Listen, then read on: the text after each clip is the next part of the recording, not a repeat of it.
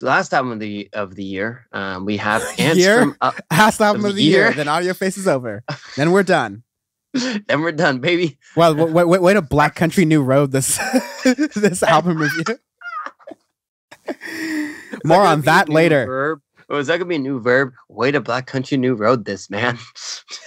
Listen, instead of after Irish exit, is a Black Country New World. Listen, after this album experience that we have here at 10 songs, 58 minutes long, Black Country New Road might become more of a household name. So I guess let me Ants from Up There is the record title, by the way, as well. Yes, let me get this out of the way. The frontman of the band left the band on Wednesday. The album came out 2 days later on Friday as scheduled. We're reviewing it as we always do, like the weekend after that, as that happens. And so we're going to get to what we think of that, band lineup change in a moment. But we're going to do what we usually do with any kind of album review and just talk about the album. So Black Country New Road, we first heard about them for the first time on their project For the First Time that came out last year. It was 6 songs, 40 minutes long, and it was very interesting. I noted how kind of strange and subversive it was, but very quickly became like a flash in the pan thing for music heads going like, oh, hey, check out this little project over here. It's pretty interesting. It's pretty avant-garde. A lot of people really seem to like it. And so yeah, a lot of people like it. Yeah, Ants from Up There is their proper first album project, let's say, because that would have been like, EP drop, so to speak. And maybe their final one. You start with the intro and you sort of start to get right in there. And then Chaos Space Marine, you just start to see. I was really blown away by that track, but I want to hear what you think. Yeah, so there are tracks in here I really like. Chaos Space Marine is a track that really blew me out the water. And there are some tracks in here because they're longer. There are plenty of tracks here that are 6 minutes, 7 minutes, 9 minutes, 12 and a half minutes long at the end that I didn't quite care for because of the way that they were produced, which I'll get to in a moment. There are a lot of interesting sounds in here, very eclectic sound, very avant-garde, definitely for that indie sound. It's not going to be for everybody. The way the vocals are, they're like, shit, I can't think of what the lead singer is reminding me of. But anyways, it's almost like this drowned out sound where it's like a really, almost like a Nick Cave-ish sound where it's really deep with the vocals, where there's almost like a spoken word aspect, but there's still that singing, but it's a little ad nauseum with it. It's interesting. I heard someone describe it as like Edward Sharpe in the Magnetic Zeros, sort of like that lead singer.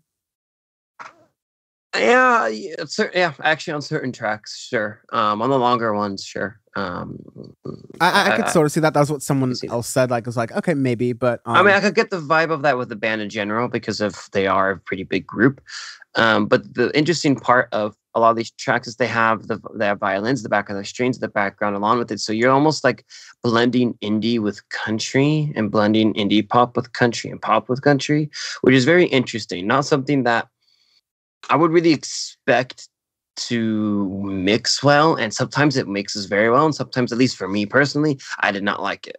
So there's a lot of different interesting ideas that are on here, which I think more and more people can, and even them if they get back together or whatnot, or whatever they do in their future careers, if they can improve upon that sound and kind of push that out, because it's a very interesting idea.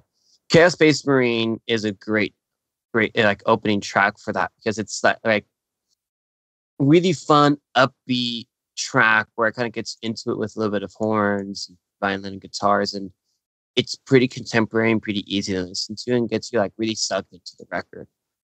You have Concord, second song, which it felt like a long song, but it developed, and it's a slower one, which I like, especially towards the end, how it kind of develops it's slow for the last out maybe minute of the song or so, and it's like slower, like there's plenty of doves are one like slower songs. Sorry, what was that? You're kind of cutting out a bit. Oh, sorry. It sounds like reminding me of doves. Okay, doves. The way it explodes towards the end of the song. Got just you. continuing to build and build and build and build, and then has this beautiful crescendo towards the end of about a minute long, which I really like. It just takes a long time to get there, so that's something that I'm gonna have issues with throughout. I think this whole record is that because we have Bread Song, which it's a really slow song and kind of quiet towards the beginning part of the song, but then it builds up to this really nice melody and that I like stuff. So there are things in here where I enjoyed and edit a little bit on drag on, especially towards the later half of the album. But overall, it's a very, very interesting idea. Good Will Huntington. Uh, again, now with this, they have an upright piano with its top off. You can hear that. And with that, it's almost like this bluesy-ish Western style sound that you get into that, mixing that with and avant-garde with that. And it's really fun. It's like you're sitting up, it's,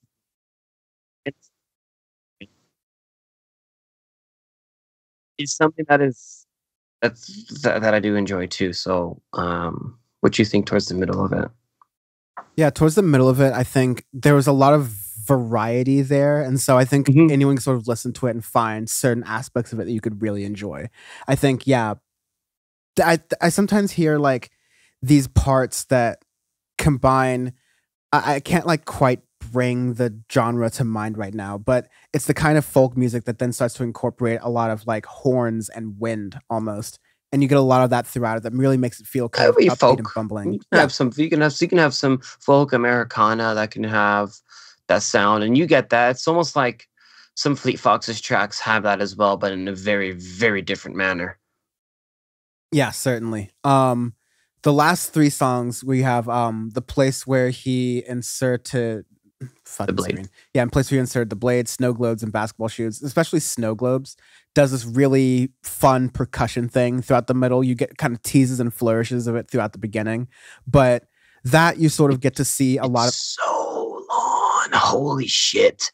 Yeah. It's 9 minutes, 13 seconds long. It did not need to be that long. I'm sorry. The only people that make songs that long that need to be that long are Sigaros. Like that's to me where those last three tracks, if they had edited a bit more, if they had the way they build, right? Like, that's happened throughout the record. Like they could build and very well, that's fine. I do really enjoy that. But with these is towards the middle of the tracks, it's just okay, where is this going? Where is this leading to me? Where is this path leading to me? And this is leading me to fucking traffic on the 5 at 5:45 in the afternoon while I'm trying to get to Honda Center to watch fucking hockey. And I'm just stuck there. Like, I hate my life right now. Why am I in Orange County? Oh yeah, because free John Gibson at the end of the day. So, and you get stuck there. And that's the path it takes you down. And then you finally get there and the crescendo goes and you hop on Catella and you're like, Swirr! And then you're finally at the stadium and you get happy. That's for the local legends over here. As it relates to snow globes. As it relates to yeah, exactly. And snow globes over here.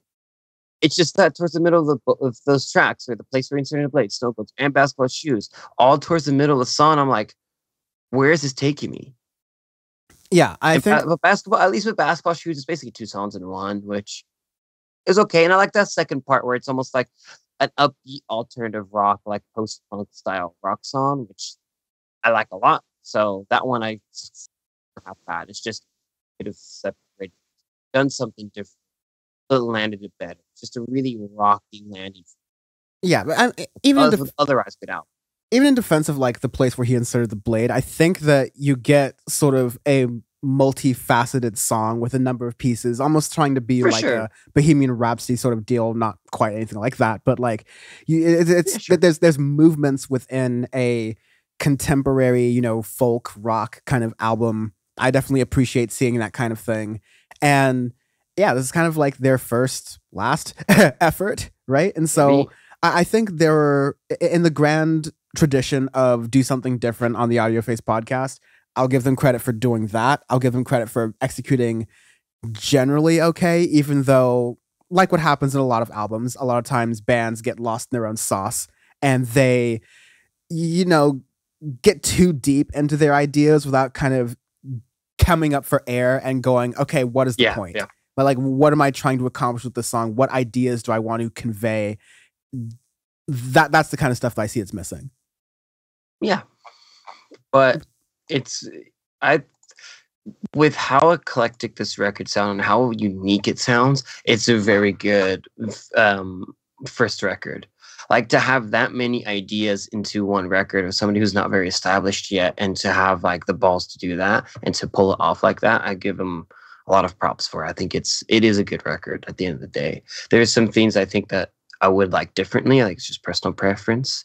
But they're just my critiques of it. I think there's some things that I would like to be done different to make this a good album to a fantastic album.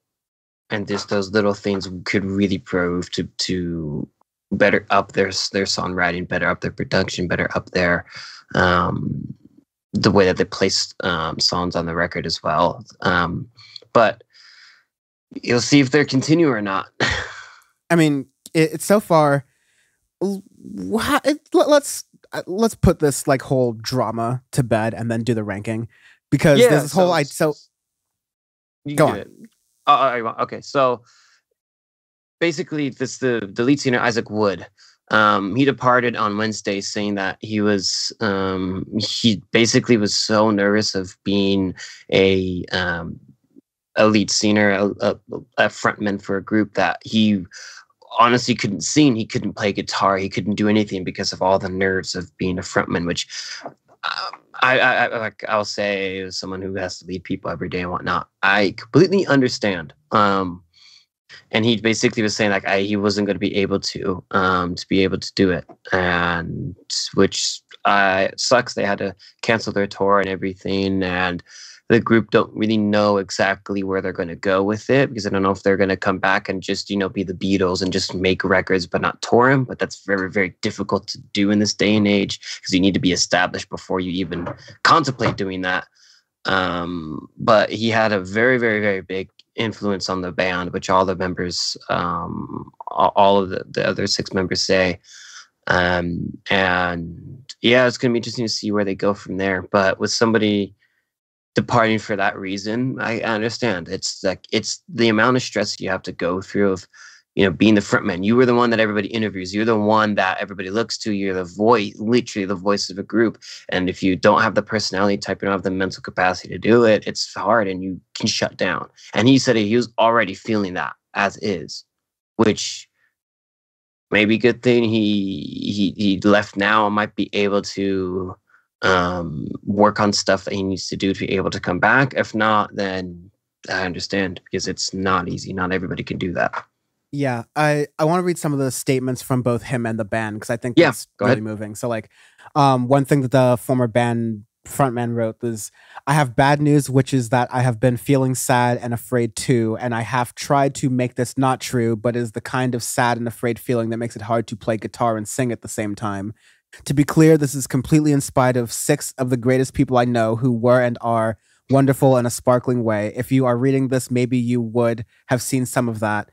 It has been a great pleasure, and I would like to say the words thank you to everyone."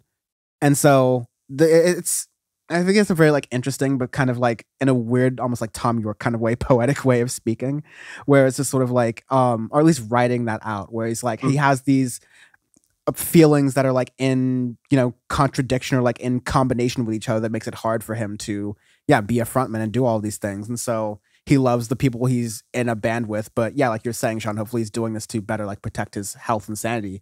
But because going on to the Tom York comparison of someone who literally almost broke down completely as a person doing touring and is very open about that, it's not fucking easy to do if you don't have the personality type. Like, or like the tools to manage that and work with that. But to get to what will be the future of Black Country New Road, drummer Charlie Wayne acknowledged that, I'm reading from The NME, drummer Charlie Wayne acknowledged that losing their singer was, quote, a big thing, and that Wood had a, quote, massive influence on the band. However, quoting him again, but if Black Country New Road had rested solely on the merits of one person, then we wouldn't have ended with the Isaac leaving.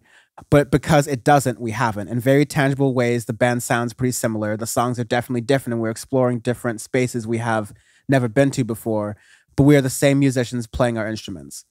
And that The bassist Tyler Hyde said that the band had discussed an evolution way before Wood had decided to leave, and so it seems that it will give them an opportunity to, be, leave amicably with that former band member, but then, figure out where they can explore. And at least with Black Country New Road, there's so much they can possibly explore with their sound. They have so much to work with, arguably too much. That maybe they need to pare it back a little bit and then figure out and refine what they really want to sound like and go with.